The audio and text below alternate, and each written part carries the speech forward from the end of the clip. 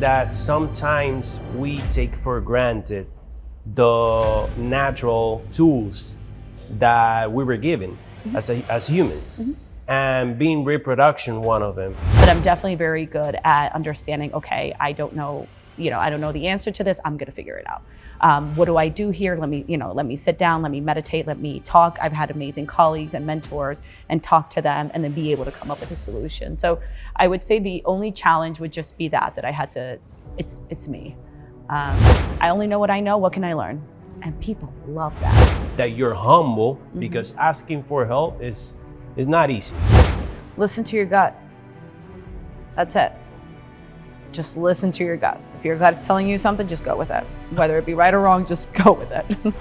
This is not transactional, and I want, and I do, and I build this relationship with every single individual.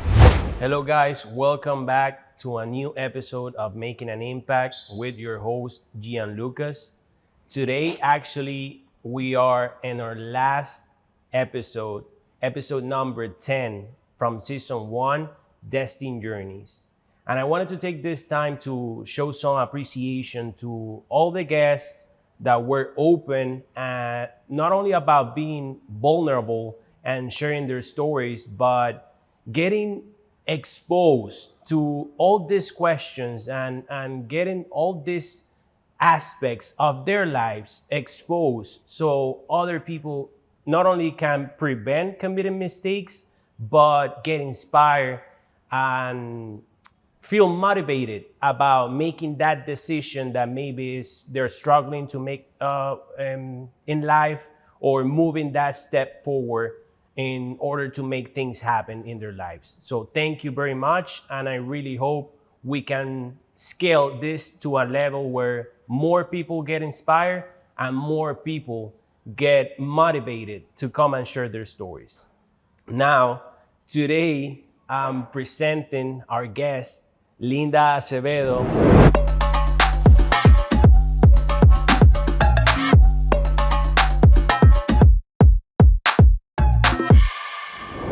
The founder of Futura Egg Donation and a visionary on the reproductive health that only shows her commitment with the community, her compassion with families, through this path and this opportunity she's given them to grow and start making a family. So welcome, Linda. Thank you. Thank you so much for having me. Absolutely.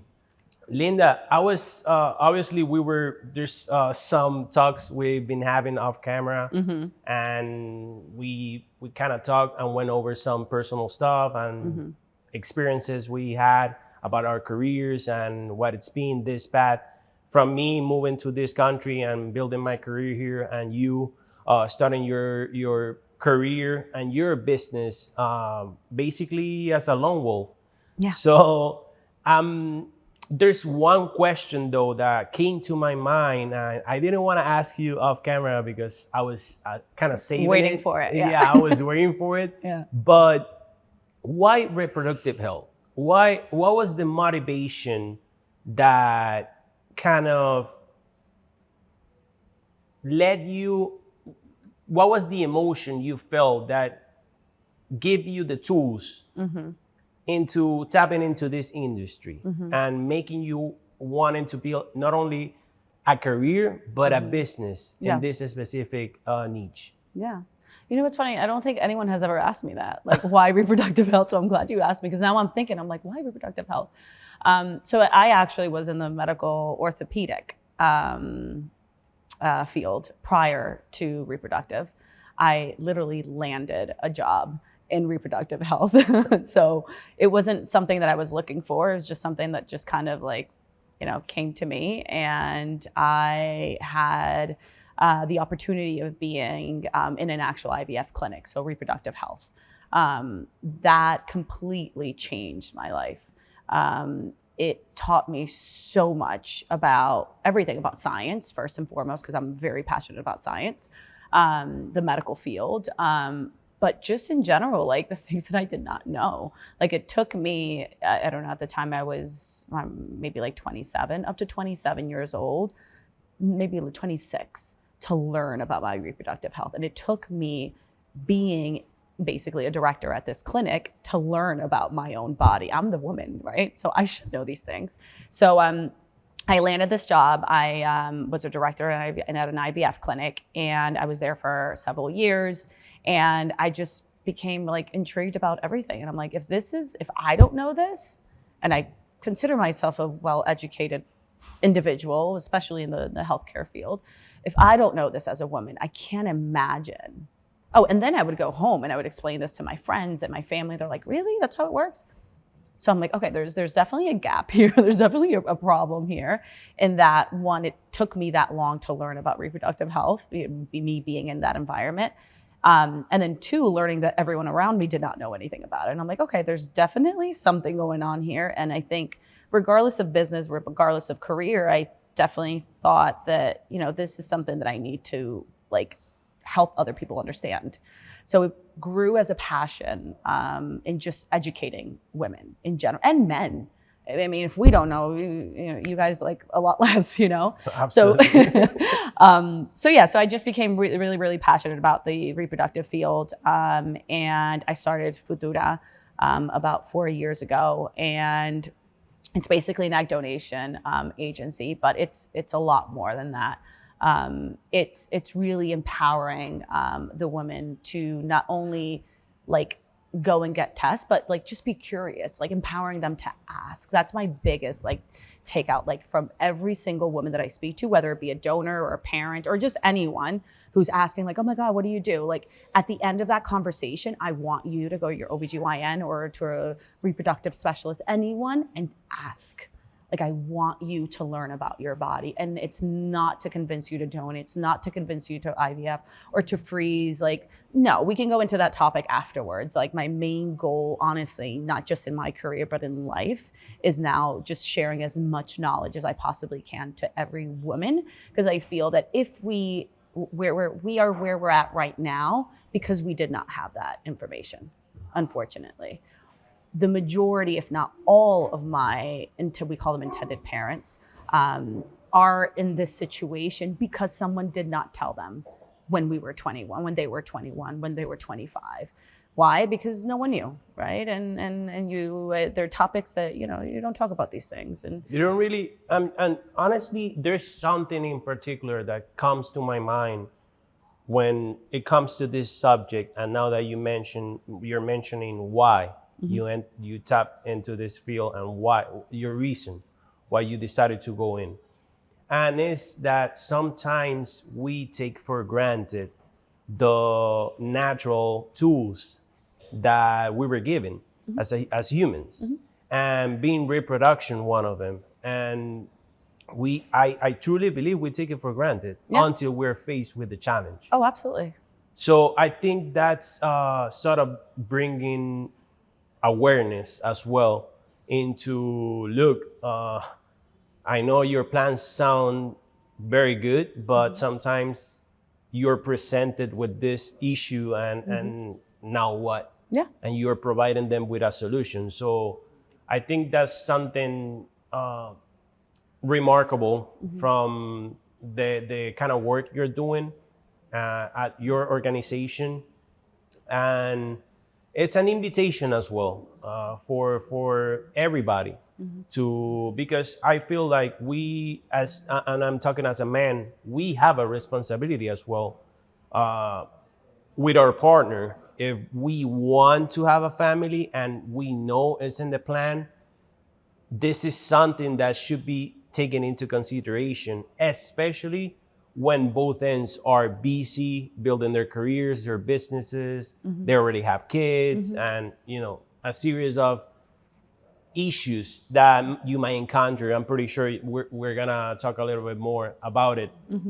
And that's actually the next question I have. What kind of challenges you were faced with when you started in this specific, very specific industry? What kind of challenge? Honestly, I'm not afraid to work. So it wasn't the work. I knew the work. I knew what had to be done. I think starting my business, one of the biggest challenges, and I think I touched base in another podcast about this, is that I went into it alone. I think that was the biggest challenge because most business partners, most business owners have partners, right? Where you get to sit down, you talk, and you're like, okay, this is the next plan. We conquered phase 1. What's phase 2? So it was me doing that for me. So I think that would probably be the only challenge, really just mental, is that I had to show up for myself and I had to come up with phase 1, phase 2, and pivot, learn how to pivot and know how to move. But aside from that, I think that, the actual work, I was very fortunate in that I had the experience. Okay. I have this incredible drive. I never take no as an answer. And I'm all about learning, and I'm not afraid of asking. I'm not afraid of looking for solutions on my own. Not necessarily help. I think I'm very bad at that, at asking for help. But I'm definitely very good at understanding, okay, I don't know the answer to this. I'm going to figure it out. What do I do here? Let me sit down, let me meditate, let me talk. I've had amazing colleagues and mentors, and talk to them and then be able to come up with a solution. So I would say the only challenge would just be that I had to, it's me. It was you against you. Yeah, literally. Let's talk a little bit about those mentors, the ones that gave you a hand on those early stages that we know are very much needed. Yeah. And some of us are very blessed to have those kind of helping hands, but some people don't have it. And what were those mentors like? What did they mean to you at that specific moment? How do you see them in that specific moment? Not now, because obviously right now they already help you. Yeah. So obviously you have appreciation for them, and you're gonna be always grateful for what they did. But what did they mean to you at that moment? Well, surprisingly enough, I think most people think that their mentors are people who they've known for years. For me, which for some people it is. For me specifically, my mentors at that moment were people I had just met. Like 5 minutes ago. I sat down, had a conversation, or maybe someone introduced me to him or her, and they saw my purpose, they saw my vision, they saw my passion. And at that moment, they decided, I'm going to be your mentor and I'm going to help you out. So to answer your question, they were like angels to me at that moment. They really were, because they weren't people that I've known for years. They did not know me. But they saw me. So they could see me. They could see what my passion was. They could see that I wanted to work. They could see that I had experience, that I had the knowledge. But I think ultimately, maybe it's also like humble. Like I think that they saw, and I am a very, like humble person. And I'm learning more and more on how to be vulnerable. And I think that is the key word to many things, to relationships, to personal relationships, to your friendships, and even to business, is you have to be vulnerable. You have to be humble enough to understand and sit down there and say, listen, I only know what I know. What can I learn? And people love that. Some people don't, but my mentors loved it. They're like, listen, she has a drive and she's humble enough to listen to me. And she's showing that vulnerability, and she's showing that, that she doesn't have all the answers, but she's willing to learn. So to me, those people are people that I had just met. They're angels in my eyes. And they were people who not only listened to me, but they saw right through me. And they said, you know what, let's help Linda out. And another thing is, and you mentioned this early on when you were talking about how you want people to approach your business and ask. And I think if you ask, most of the time, you're going to receive an answer. I guarantee you that the worst part that could happen is receiving a no. Yeah. That's it.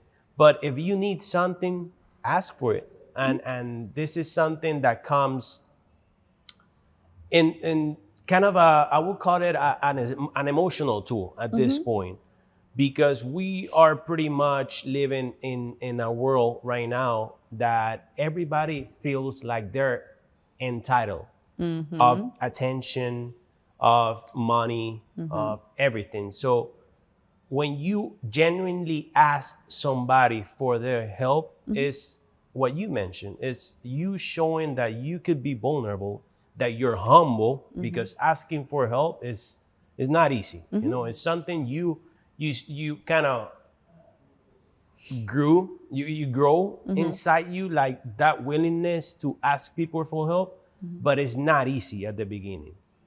Now, there's something that comes to my mind in your specific line of work and what you do for the families you help, and it is the emotional tools that you have gained over this last couple of years. How many years have you been 4. running the business? 4. 4.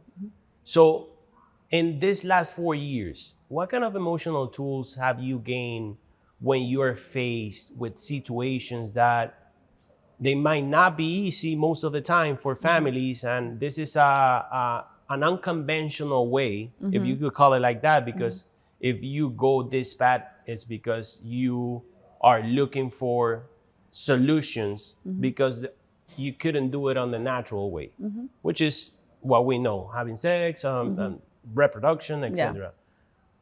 What kind of emotional tools have you gained that allow you to communicate on a sensitive way to the families and make them understand what's the process when they go through you so they can start a family? Yeah. I definitely would say that within the past 4 years, I've become a lot more emotional. And it's something like everything else in life, right? You develop, skills, and not to say that I wasn't emotional before. I've always been an emotional person. But I've been a lot more comfortable in my emotions. And I think that, to me, personally, that's what I've gained, right? Is that ability to develop that emotional side to me, and being able to be comfortable in my emotional whenever I do have to give bad news, and whenever I do have to face these things, is number one, me being like comfortable in emotion, being an emotional moment at that time. I think that in order to approach these situations, the situations as, given bad news or listening to bad news, I think it's just honesty. Like, I feel like my gift has been, number one, being completely transparent with both donors and intended parents. Communication, I think, is absolute key. All of my clients can say that they can text me, that they can call me, that they can call me just to vent, or they can text me just to say that they were emotional today. Like, this isn't just work.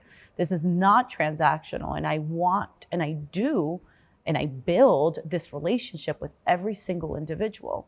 I take my time to listen to them. I take my time to check in on them. I take my time to follow them. I take my time to check in how they're feeling that day, the day of the actual procedure. Or maybe the day before, how are you feeling?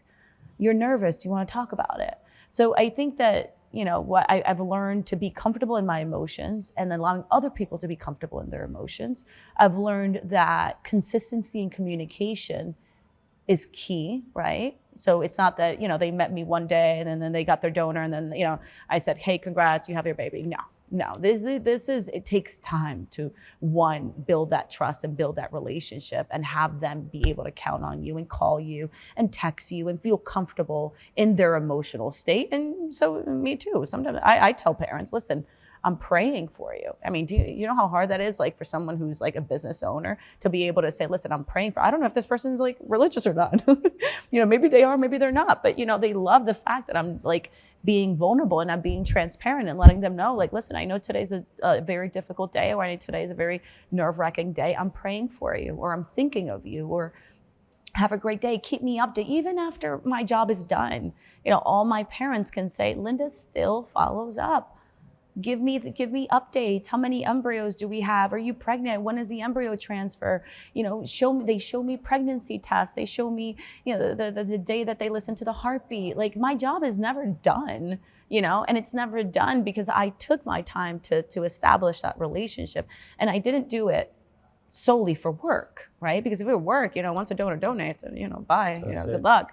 I did it because I was comfortable in my emotions, right? And I'm comfortable in opening up my heart and opening up my time. And of course I'm busy, you know, and I'll have, like, you know, 50 plus text messages to read, but I will take my time to read every single one of them. So you feel heard. So, you know, Linda is busy, but she still took the time to check in on me. How am I feeling? So to summarize is just being comfortable in my own emotions, opening up to my clients, allowing them to open up to me, and then just letting things flow, and naturally, organically, you will build relationships. If you're good at it, people will see it. Like, people will see that you are naturally, like, concerned or asking about them or worried about them, or just wishing them a good day. Like, people can see that versus, you know, straight to business and let's talk, you know, what do you want? And here's your donor. Okay, bye. No, it's a lot more than that. It is emotional, and it is relationship building for me. And that's something very interesting because obviously I am grateful for the parents I have, and they taught me a lot of good values and how to be present.